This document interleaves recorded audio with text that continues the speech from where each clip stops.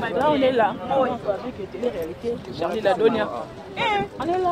On a pas de on a télé-réalité avec Yimo Koya de Charlie. Comme on est comme Job. Job, ça c'est les fresh jobs. Fresh jobs, frère vie de les jobs. Ok, bozo yo cadeau. Mais non, tu m'as bonne tête. Non, bien, on tient ma bonne, on tient ma dîme, on tient ma don. Ma bonne, on tient ma don. C'est bien là. Et les gens, donc, on a qu'à faire d'ici, des choses. Mais pas c'est bien. Eh bien, ma case. C'est la caille, ma case.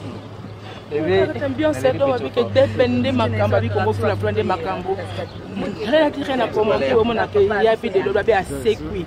Oui, à maman qui vit des ouais, sec. Avocat, tu as mentionné là, ça donne une camp. Il est là.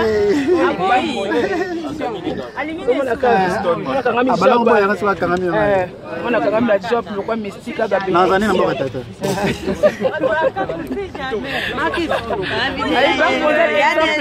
À l'étranger, du Kera, comme vous prenez ma cambo. Et dans ma vie, vraiment, ça dit à vous, un trésor caché dedans, avec un besoin très fort, dans ma vie, qui est toujours Balfana, Balapa. Président Medela. C'est mon président. Aboui, ici, Aboui, pas bateau, pas bateau président. Yango, tu es là, donc, journaliste Nabino Alobalinga, la bienté, donc, réalité, il y a de l'Azahawa, donc, il y a pour nos CPC, vrai job, et on a billet dans mon accord, vous avez besoin de caca, c'est quoi ce que vous avez côté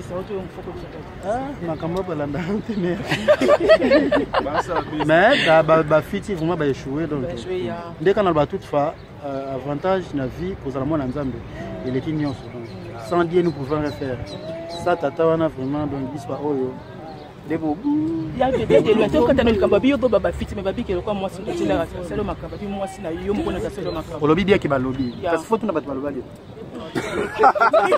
Asi pour continuer on va mettre à plateau à tout à l'heure va to lingi mingi merci avec Congo pour la plan de makambi bisous